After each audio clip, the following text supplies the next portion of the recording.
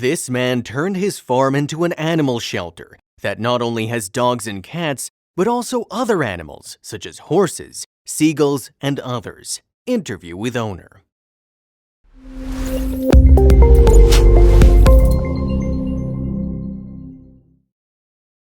But before we start, please take a moment to give this video a like, subscribe to HappyWorld, and hit the bell so you'll never miss these great stories. The need to help stray animals changed the life of a certain person in Turkey. Today, we'd like for you to meet Mert Akkök, who is a private animal shelter on his farm near Istanbul. His animal sanctuary welcomes stray animals that need extra love and care, and if you think it's only dogs or cats that are under his care, well, prepare to be surprised. Mert has around 20 dogs plus several cats, goats, donkeys, birds, and other animals one might find unusual. Akkök makes it his daily routine to take care of all of them, whether they may be sick, disabled, or just homeless before they happen to find their way to this shelter. He makes sure to give each of his animals the extra love they need as they all live together like one big family. I have between 10 to 20 dogs on my farm. I rescue them from junkyards, forests, rural areas outside the city. I try to find homes for them. Some of them stay with me forever, especially very old and sick ones. Nobody wants to adopt them.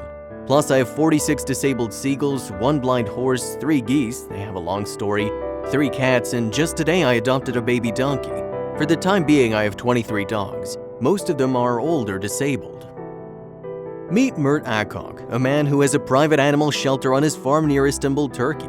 We wanted to know a little more about how Mert became the compassionate and animal-loving person he is today. I was born with this. It's not something I have decided or thought of. It is more like an instinct mounted in me. I can't stop helping homeless animals. We thought that perhaps some of the animals stay with Mert for only a dedicated amount of time. However, this is what the animal-loving man shared with us. I run into these animals all by myself, because in Turkey the government is not allowed to kill homeless animals or to put them in shelters for life. This is banned by law, which is very good. Our government has to neuter and vaccinate them and then put them back on the streets. So they're everywhere. Anybody in Istanbul can see many homeless cats and dogs wandering around in the city, but some of them are dumped outside of the city because there are so many, and these ones have big difficulties in surviving. People like me, I'm not the only one, try to take them food regularly. Sometimes we do it individually, or sometimes we form groups of volunteers to do this. You asked if there's a deadline for them to stay with me. Well, no, they're here forever if they don't get readopted. And I wouldn't just give them to anyone who wants them. They're like my children now. I can give them only to decent and good people who may take very good care of them. So the readers, if you want, can contact me on Instagram. I'm not active on Facebook. Please write there if possible.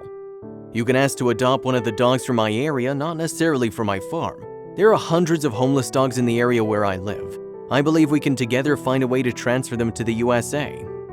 We were also wondering whether Mert received any kind of help from other people as well. This is not my job or the main thing in life. I'm a small business owner. I own and manage my company, which is a consultancy company for international marketing or healthcare services. I'm a busy person, but the times that I'm not working, I devote my time to help these homeless animals, mostly dogs that try to live in the forests, junkyards, countryside areas on their own without anyone caring for them. We have packs of them anywhere. However, dogs aren't the only animals that stay at Mert's sanctuary. We were also curious about how Mert's life was before he moved into the farm. In the past, I used to live in the city and go to the outskirts of the city to help these homeless dogs on the weekend. Some of these dogs I adopted myself because I couldn't leave them where they lived. They needed care. So I started with 1 dog, and when the number of my dogs reached 5, I decided to move to a village and settle in a farmhouse because I wanted to give more space to my dogs and to adopt more of them. After I moved to the farmhouse, I brought in more dogs who needed special care and protection, and I adopted a blind horse. She was a baby when I adopted her, and now she's 3 years old. One day I found an injured seagull on the side of a highway and took it to the veterinarian. She got operated and one wing was so badly fractured the vet had to cut it off. I couldn't leave her anywhere because I knew she'd die without being able to fly. So I took her home with me and made a large den for her. Soon some other animal lover people heard about this and they started asking me if I would accept another disabled seagull. Apparently I wasn't the only one running into injured or disabled seagulls. Their numbers grew rapidly. Now I have 46 disabled seagulls living in my garden. I feed them fresh fish every day. They can't fly, they walk.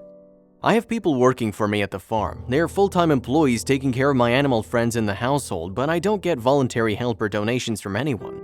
I don't ask for donations either. I'm economically well off. I can handle myself and the cost of providing my animal friends with their needs. We also wanted to find out how the daily life at the farm looks like. My daily life at the farm? I wake up early, I walk my dogs to the forest. I have a truck and I drive them to some quiet areas in the forest near my village where they run and play in the forest, and then we come back home.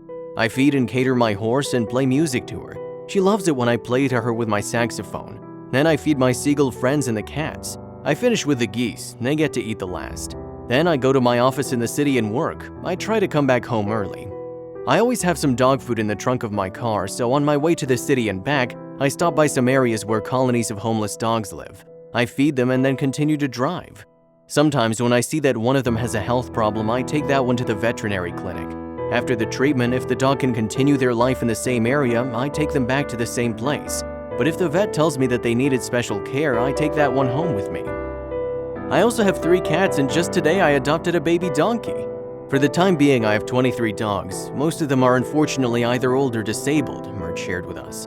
I run into these animals myself because in Turkey the government is not allowed to do them any harm or leave them in shelters for life. Our government has to neuter and vaccinate the animals and then put them back on the street so they're everywhere. Anybody in Istanbul can see many homeless cats and dogs wandering around in the city.